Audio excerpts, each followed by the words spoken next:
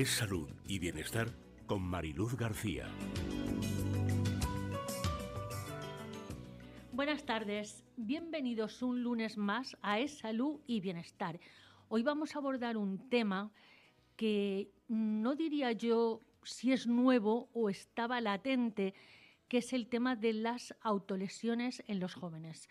Lo vamos a abordar con el doctor Sergio Ver, él es pediatra, trabaja en el Centro de Salud de La Vileta y bueno, ha trabajado en muchísimos centros, hospitales, y nos va a contar si este problema de las autolesiones en los jóvenes, si las ideas suicidas, es algo, bueno, a lo que los pediatras se enfrentan ahora de forma sorpresiva o habían previsto alguna cosa. Doctor Ver, buenas tardes y bienvenido.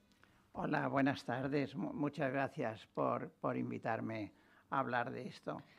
Lo que yo he vivido es que es una cosa nueva de los últimos 5 años, a partir del encierro del COVID. Lo que yo he leído, porque vamos a tener un simposio dentro de 2 o 3 semanas y he estado estudiando cosas, lo que yo he leído es que hasta 1990 lo que estaba descrito es que era sumamente infrecuente. 1 de cada 200 chicos contaba que alguna vez se había hecho heridas que de verdad le hicieran daño. De 1990 para aquí esto ha ido subiendo poco a poco, pero yo no lo he vivido, yo no lo había visto. Pero a partir de que se abrieron las casas después del encierro del COVID, hubo aquello que la teoría ha sido de que en algunas casas era como una olla a presión, había chicos que estaban sufriendo, súper incómodos, siempre encerrados en casa, y aquello se abrió y reventaron muchas cosas de salud mental y empezamos a ver autolesiones cada semana o cada mes en medicina ambulatoria, en medicina extrahospitalaria. Pues ahora vamos a desarrollar el tema y lo haré con mis 2 doctores de cabecera, estos que cada lunes me acompañan para darle un toque más profesional a los temas. Doctor Alejo Martí, especialista en cirugía general y digestivo, y bienvenido y buenas tardes. Hola, buenas tardes, encantado. Y el doctor Teo Cabanes, él es especialista en medicina física y del deporte, en medicina de la actividad física y del deporte. Sí. Aquí es que hay que pensarlo para decirlo bien. Buenas tardes y bienvenido. ¿Qué tal? Buenas tardes. Pues, doctor Ver, dicho queda, es decir, que el COVID, este encierro, esta imposibilidad de relacionarse con la gente, esta... no sé decir, a esta soledad o este aislamiento de los jóvenes es lo que está provocando un mayor incremento de ideas suicidas y de autolesiones, lo que es muy triste de pensar que no solamente hemos pasado una pandemia, sino que encima nos ha llevado a otra. Bueno, durante el encierro no veíamos casi pacientes, todo el mundo estaba en casa, las calles estaban desiertas, a lo mejor había mucho miedo y durante un año casi no vimos pacientes. Entonces, por suerte esto se llegó a abrir y vimos una explosión de problemas de salud mental en niños que no es que no hubiéramos visto, es que no nos habíamos imaginado jamás que íbamos a ver una cosa así. Yo llevo 40 y pico de años trabajando y jamás había visto ideas de suicidio, jamás. No es que viera una cada 5 años o cada 10 o cada 20, no lo había visto nunca. Y después del COVID empezamos a ver con esta frecuencia, cada semana o cada mes. La teoría es que hay algunos chicos que sufren en casa y por suerte no son todos, ni siquiera la mayoría, pero hay un grupo que sí, que están muy incómodos en casa porque la familia es desestructurada o es hiriente o es tóxica, pero hay algunos que sufren. Si algún rato pueden salir de casa, ya que está aquí Teo Cabanes, pueden coger una pelota y encestar en el parque, pueden coger una paleta y jugar al ping-pong, pues se explayaban, se podía sobrevivir, pero todo el día durante meses en una casa hiriente, eso es inaguantable.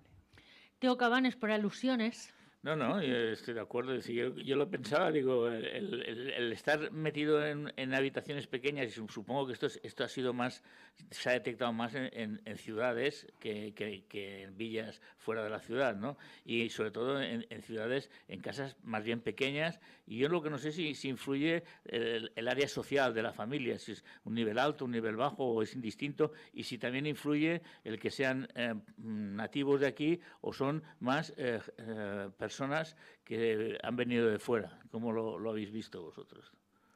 Todos sabemos que se cumple esto de sempre plou damunt el banyat, o a perro flaco todos son pulgas.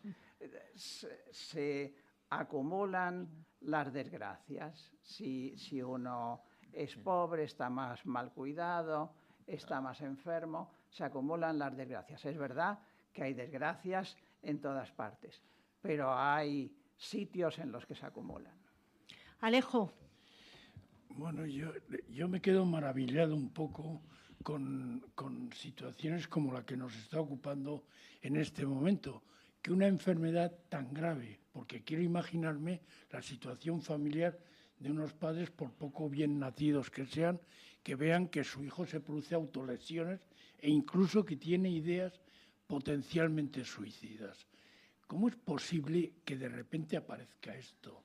Es decir, y entiendo que la suerte que tiene nuestra sociedad es de que según aparece un problema de estos, se empieza a estudiar la solución y la causa. El hecho de que ahora mismo haya un grupo de expertos que se reúnan y busquen la solución de esta problemática me parece elemental y muy fundamental.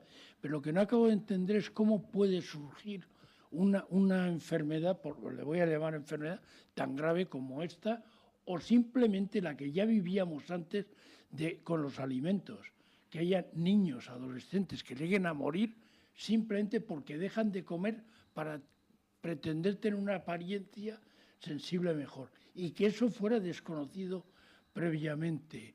O sea, creo que en el campo de la atención a los problemas del pensamiento todavía nos queda mucho camino por recorrer, y bienvenido sea todo esfuerzo de la sociedad por comprenderlos y por mejorarlos y por ayudar a esta gente. Sí, hay que recordar que el simposio se celebra los días 23 y 24 de este mes, se lleva a cabo en Son Espases, y no sé si lo he dicho antes, pero el doctor Ver es un miembro del comité organizador, con lo cual conoce esta problemática, pero cuando llega a los pediatras, ¿cómo actúan? Porque no es fácil, es algo que no habían visto, que es nuevo y que se tienen que enfrentar a ello. ¿Cómo lo hacen? Por eso, como dice Alejo, organizamos este simposio para saber más sobre este problema. Desde que yo empecé a trabajar, nos tenemos que enfrentar a la fiebre o a la tos o a los vómitos, y en estos campos más o menos dominamos lo que tenemos que hacer en cada uno de los escalones de asistencia sanitaria. Los que estamos en esta hospitalaria sabemos lo que se puede llevar en casa, lo que necesita observación en nuestro centro, lo que se tiene que derivar, pero esto para nosotros es muy nuevo, y entonces organizamos esta reunión con expertos de Escandinavia, de Inglaterra, de Barcelona, de Madrid y de Mallorca, porque tenemos que llegar a conocer mejor varias cosas. Esto nos ayudará, con un simposio no lo sabremos todo, pero esto nos ayudará. La primera es qué tipos de autolesiones hay. Igual que nos pasa con la fiebre, que alguna es trivial y alguna es gravísima, tenemos que saber algo de qué chicos se han hecho heridas que hay que correr y qué chicos se han hecho heridas que no tienen un trasfondo de patología psiquiátrica por el que haya que correr. Eso es lo primero que queremos averiguar, y la primera mesa será de eso, tipos de autolesiones. también, si podemos, tenemos que hacer prevención. Eso tiene excelente reputación, pero siempre es súper difícil. Pero bueno, vendrán expertos, los hay de aquí y de fuera, que nos hablarán de estas cosas. Del deporte, sabemos que el deporte previene la autolesión de la vida en la naturaleza, lo que decía Teo de vivir en un pueblo. Sabemos que si uno se pasea por un bosque se encuentra mejor, y después tendremos, las últimas 2 mesas serán de tratamientos. Hay intentos de tratamientos en grupo, porque este problema es tan masivo que no hay casi ningún país, ni los más adelantados, ni los que tienen el sistema sanitario ideal, como Suiza, que por ahora puedan cubrir esto muy bien. Ha aparecido de repente una cosa con un volumen enorme, así que nos tienen que contar qué tratamientos hay en grupo, que funcionen, que esto tiene un alto rendimiento, si en grupo se puede hacer algo, y qué tratamientos clásicos individuales hay. Bueno, creo que le he escuchado al doctor Bert decir que vienen expertos de otros países. ¿Quiere decir eso que hay otros países donde a lo mejor la persistencia de casos de este tipo es anterior al COVID, o todo esto más o menos ha surgido en todos los países con el COVID, lo que hay algunos países que ya le han dedicado más esfuerzo que nosotros? Parece que el cambio de frecuencias en Occidente, en Europa, en Estados Unidos, en los países más adelantados de Asia, parece que el cambio de frecuencias es más o menos igual en todas partes, o comparable o similar. Esto desde los años 90 ha ido subiendo poco a poco y de repente ha subido mucho más. Como siempre en medicina, hay cientos de estudios de frecuencias, y las frecuencias van de que en la población normal, si uno hace una encuesta en una escuela o a las familias, según los resultados de las encuestas, los países, los medios, las capas sociales, entre el 20 y el 40% de los chicos de secundaria y de bachiller se han autolesionado, entre el 20 y el 40%. Esto en la población general. Si vamos a la población psiquiátrica, a los niños que están haciendo un tratamiento o están en fase de diagnóstico en un servicio de psiquiatría, esto está por encima del 50%. Teo, esas son unas cifras que realmente son escalofriantes, ¿eh? Y tanto. Pues estamos hablando de una población muy joven. Muy joven. Y lo que ¿este congreso solo es para médicos o intervienen también psicólogos o personal que afina a esta problemática? Estas conferencias son gratis, por suerte tenemos un patrocinio excelente, solo hay que inscribirse enviando un correo solicitando la inscripción, y tanto los conferenciantes como los asistentes que hasta ahora se han inscrito son de cualquier profesión sanitaria o de la educación o de trabajo social, que se encuentran con estos chicos y queremos hacerlo mejor. Tanto conferenciantes como asistentes son trabajadores sociales, psicólogos, médicos, enfermeras. Quiere decir que aquí en Baleares, es que me acaba de resonar dentro de la cabeza la cifra que nos acaba de dar. Aquí en Baleares hay entre un 20 y un 40% de jóvenes que se autolesionan. Yo creo que una encuesta de Mallorca no la tenemos, pero yo tengo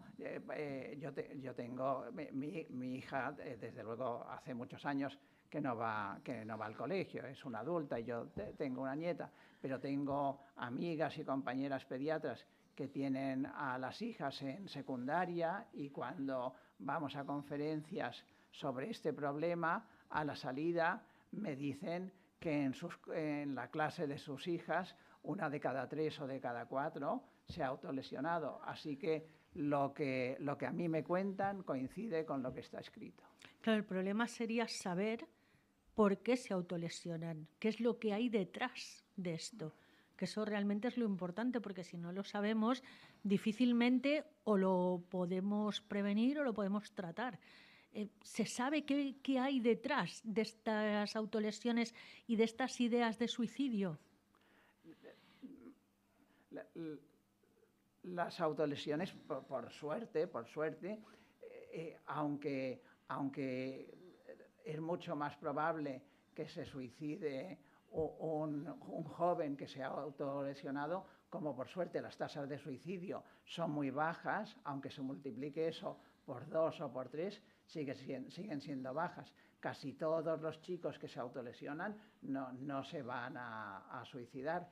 Hay factores de riesgo, hay cosas que hacen pensar que se está metiendo más en ese camino con ese final fatal. Por ejemplo, si esto se limita a la primera adolescencia, es de más buen pronóstico. Si pasados los 18 años siguen así, las cosas están empeorando. Si se les hace una entrevista psiquiátrica a fondo, las dos cosas que salen más frecuentemente son un sentimiento de culpa, yo me siento culpable por algo y me debo castigar, y la otra es yo estoy en una situación de tensión emocional tan abrumadora, tan cerca del pánico, que esto, por horrible que sea hacerme daño, corta esta tensión emocional. Me da algo de calma. Esas son las dos más frecuentes. Hay otras. Está el que así consigue algún beneficio externo de fuera, por ejemplo, que en casa lo cuiden más, eso es un beneficio de fuera. El que consigue evitar una cosa mala de fuera, me iban a castigar por mi comportamiento, ahora no me van a castigar, y lo mismo de uno mismo. Pues realmente, quiero decir, el problema es que es serio, porque tampoco sabemos muy bien qué es lo que pasa por su cabeza, si es para llamar la atención, si es para evitar un castigo, si es porque está sufriendo. Es muy complicado el tema, y sobre todo porque yo hay una cosa que sí que tengo clara: comparar el índice de suicidios que se produce ahora, o las ideas suicidas, con las de hace, pues a lo mejor 30 años.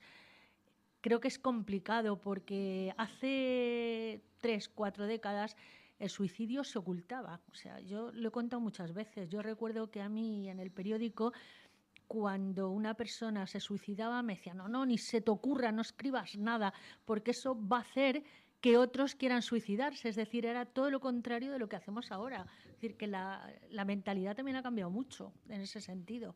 Lo que usted dice es muy verdad. Lo del contagio está descrito, es un clásico. Goethe escribió un libro que fue muy leído sobre un suicidio, y se llegó a prohibir porque hubo una epidemia de suicidios. Enseguida que se suicidó Marilyn Monroe, hubo 200 suicidios más de lo esperado. Lo del contagio es un clásico, y es verdad que creo que los medios ahora no lo difunden, y me parece una higiene estupenda.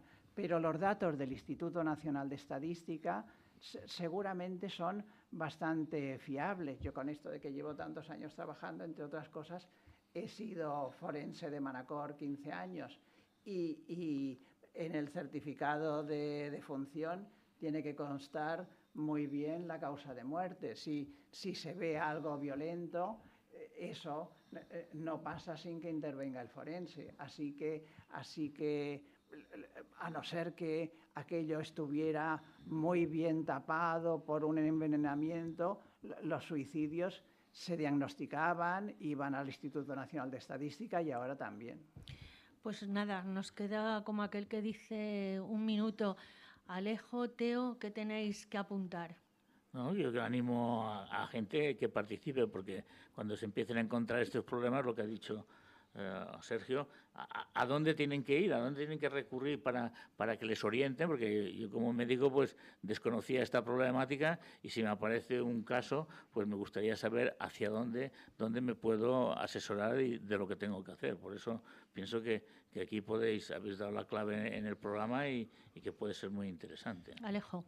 Bueno, está claro, todo lo que sea avanzar en el conocimiento de la actividad humana y entendiendo como una parte fundamental de la actividad humana sus pensamientos y su conocimiento de todo, pues me parece muy interesante. Y cuando hay alteraciones tan graves, buscarle soluciones, creo que es elemental. Doctor Ver, ¿alguna última frase? Es un problema gravísimo esto de hacerse daño porque atenta contra el instinto de supervivencia. Es como lo que hablábamos antes de dejar de comer. Lo que atenta contra contra estos instintos tan básicos es muy profundo, es muy delicado. Se han hecho observaciones en monos y durante 4 años en un grupo salvaje, no en un zoo, de 300 monos, solo 4 o 5 se autolesionan. Esto no se hace, no nos hacemos daño. Pues dicho queda y, bueno, como decía el doctor Ver, afortunadamente, bueno, los suicidios por amor, como en el caso del personaje de Goethe, ya creo que han pasado la historia. Muchísimas gracias, que el simposium sea todo un éxito y sobre todo que se pueda prevenir y tratar esta problemática en la gente joven. Muchas gracias. Muchas gracias, muchas gracias. Y de un tema complicado y difícil como es la prevención y el tratamiento de autolesiones en jóvenes, también en niños, pasamos a otro tema que no tiene nada que ver, pero que esta vez sí que implica a los médicos. Son los médicos los que ahora están en pie de guerra, que el sindicato médico se ha unido hoy a la segunda concentración que se ha convocado de forma simultánea en diferentes comunidades autónomas para rechazar el estatuto marco que ha elaborado el Ministerio de Sanidad bajo el lema un estatuto marco que merece una huelga, y además ha quedado claro que si no se consiguen avances con el Ministerio de Sanidad, pues el día 23 de mayo los médicos irán a la huelga. Alejo, Teo, vosotros como médicos, ¿qué implica el tener que ir a una huelga? Porque yo me imagino hospitales, centros de salud, de todo en huelga, servicios de atención primaria. ¿Qué implica esto? Bueno, implica de entrada una negativa. O sea, yo toda mi vida y he asistido a varias situaciones conflictivas, me he opuesto a la huelga. La huelga no es deseable absolutamente para nadie.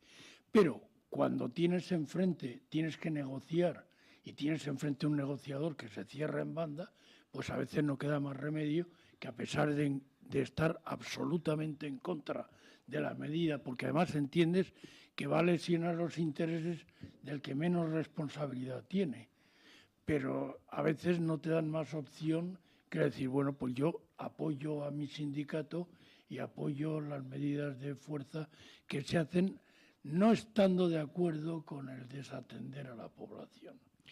Teo, como médico, hombre, ¿qué pasa? Yo no tengo la ventaja que Alejo, que él ha sido hospitalario, y yo entiendo que este tema, las huelgas a nivel hospitalario son mucho más importantes y mucho más graves. Externamente, pues que uno tenga una consulta y le provoque unos días de huelga va a repercutir en los pacientes, pero no tiene la misma repercusión que aquel que está en una lista de espera y le quedan, ha estado esperando 3 meses y que por una huelga se puede retrasar otro mes más. Y esto, claro, repercute en la calidad del trabajo y la presión que se tiene que sentir el Ministerio al no hacer caso a los médicos, que yo creo que no es solo un sitio, sino que ha sido en varias comunidades. Nosotros, en el Colegio de Médicos, también se han unido al principio a ir contra las normas del Ministerio, y creo que va a ser un problema que va a ser un poco largo, no va a bastar una huelga. Y también yo os pregunto, ¿está la gente preparada para entender una huelga médica? Porque es algo que nos afecta tanto que no sé yo hasta qué punto la aceptamos o la entendemos. Yo creo que es imposible de entender, porque una cosa es una situación sanitaria de enfermedad leve, de poca importancia, en cuyo caso no tiene mayor trascendencia el que te suspendan una consulta. Bueno, pues voy a ir la semana que viene o el mes que viene y aquí no ha pasado nada. Pero cuando realmente la salud falla, o no sabemos si falla en un estado grave, y que nos impidan tener la asistencia adecuada, a pesar de que se intenten por unos servicios mínimos que suelen ser masivos y tal. A pesar de todo ello, hay una desatención que es incomprensible, es prácticamente imposible de entender. Tienes que hacer un esfuerzo muy grande y entender que a veces a la gente no le dan otra opción que el rebelarse contra las imposiciones que está recibiendo. Teo. Hombre, yo estaba pensando en un pariente mío que la semana pasada pues llevaba 2 meses para hacerse una operación de cadera, y con el problema que hubo del corte, tuvo la gran suerte de los 6 que estaban programados, él fue el tercero y fue el último, operarse de la cadera, cortarse la luz y dejar a tres sin poderse, y él aún tuvo la suerte de pasar el corte. Y aquí pasa lo mismo, es decir, yo lo que he dicho, a nivel hospitalario tiene que ser brutal. A nivel externo, y lo que ha dicho Alejo, estoy con él. Yo tengo una consulta, un deportista que me viene a mi consulta, me dice que viene para hacer un reconocimiento, una prueba de esfuerzo, pues le cambio el día y ya está. Pero en un hospital se viven... No, pero incluso en tu caso, tú imagínate, por ejemplo, un jugador profesional de fútbol de alto nivel que se ha desmayado en el entrenamiento y que lo que quiere es está todo su porvenir, toda su vida, todo su patrimonio en juego. Sí. El retrasar eso, es que no tenemos derecho a hacerlo. Lo que pasa es que también cuando alguien vive de una profesión, pues lógicamente tiene que encontrar... Yo creo que prácticamente en toda mi vida jamás han presentado mis compañeros unas exigencias como para decir, somos los príncipes de la sociedad. Aquí me tienen que pagar más que a nadie, y frente a algunas situaciones de privilegio, nosotros creo que nunca nos hemos metido en ese berenjenal. Pero también cuando tú escuchas a los representantes sindicales las causas que motivan una huelga, dices, bueno, también es que es de justicia a veces decir, voy a reclamar lo que realmente creo que no se me puede negar. Pues es el 23 de mayo si el Ministerio de Sanidad no lo remedia. Y queda un tema ahí que les va a costar mucho, que son las horas de trabajo, porque los médicos dicen que ellos también son trabajadores y tienen derecho a las 37 horas y media, con lo cual se avecina, como decía Teo, una pelea que no va a ser ni de un día ni de dos. Pues el tiempo ya no nos da para más. Muchas gracias por haber estado con nosotros un lunes más, y le dejamos con nuestro compañero Armando Pomar, que hoy va a entrevistar al empresario Antonio Seijas, que tiene detrás de sí toda una historia. Ya verán qué interesante va a ser el tema. Muchas gracias y hasta la semana que viene. Gracias, Alejo, gracias, Teo. Nos vemos.